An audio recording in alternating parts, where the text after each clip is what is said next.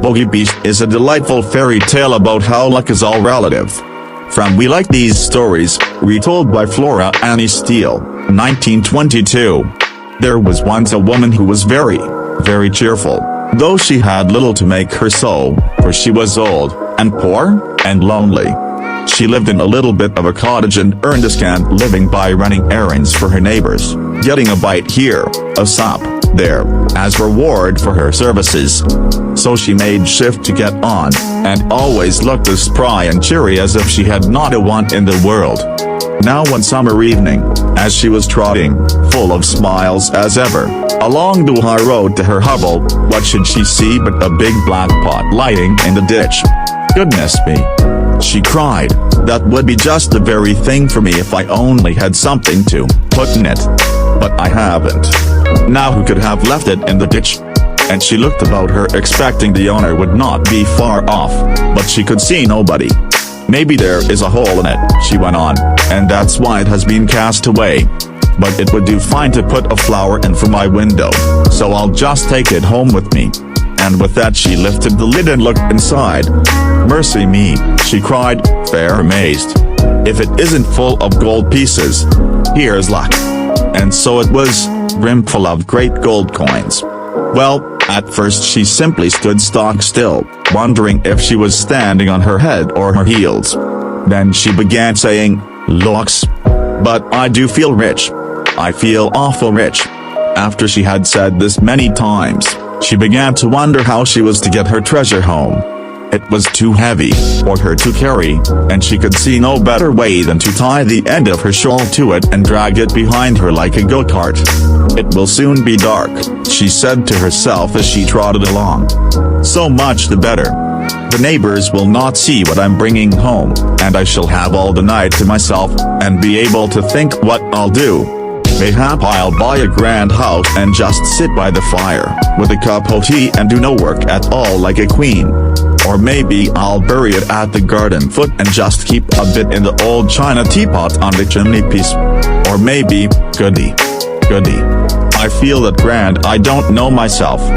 By this time she was a bit tired of dragging such a heavy weight, and, stopping to rest a while, turned to look at her treasure. And lo, it wasn't a pot of gold at all. It was nothing but a lump of silver. She stared at it, and rubbed her eyes, and stared at it again. "Well, I never," she said at last. "And me thinking it was a pot of gold. I must have been dreaming. But this is luck. Silver is far less trouble, easier to mind, and not so easy stolen. Them gold pieces would have been the death o' me, and with this great lump of silver." So she went off again planning what she would do, and feeling as rich, until becoming a bit tired again she stopped to rest and gave a look round to see if her treasure was safe, and she saw nothing but a great lump of iron. "Well, I never," says she again, "and I'm mistaking it for silver. I must have been dreaming. But this is luck. It's real convenient. I can get penny pieces for rolled iron, and penny pieces are a deal handier for me than your gold and silver. Why, I should never have slept a wink for fear of being robbed. But a penny piece comes in useful, and I shall sell that iron for a lot and be real rich, rolling rich." So on she trotted, full of plans as to how she would spend her penny pieces, till once more she stopped to rest and looked round to see her treasure was safe. And this time she saw nothing but a big stone. "Well, I never," she cried, full of smiles. "And to think I mistook it for iron. I must have been dreaming.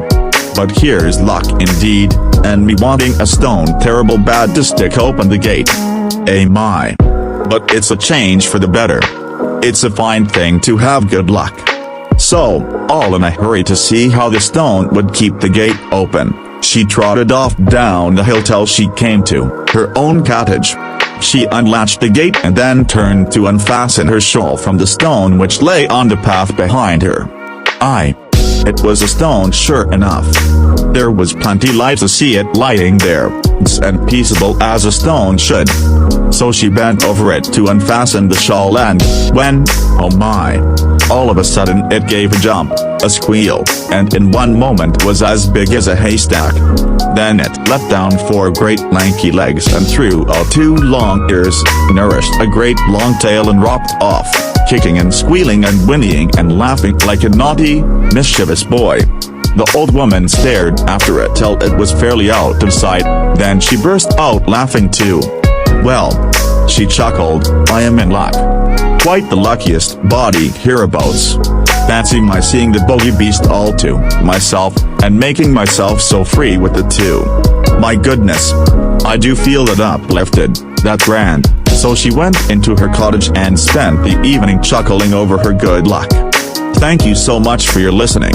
If you like this story, so like, share and subscribe. Have a nice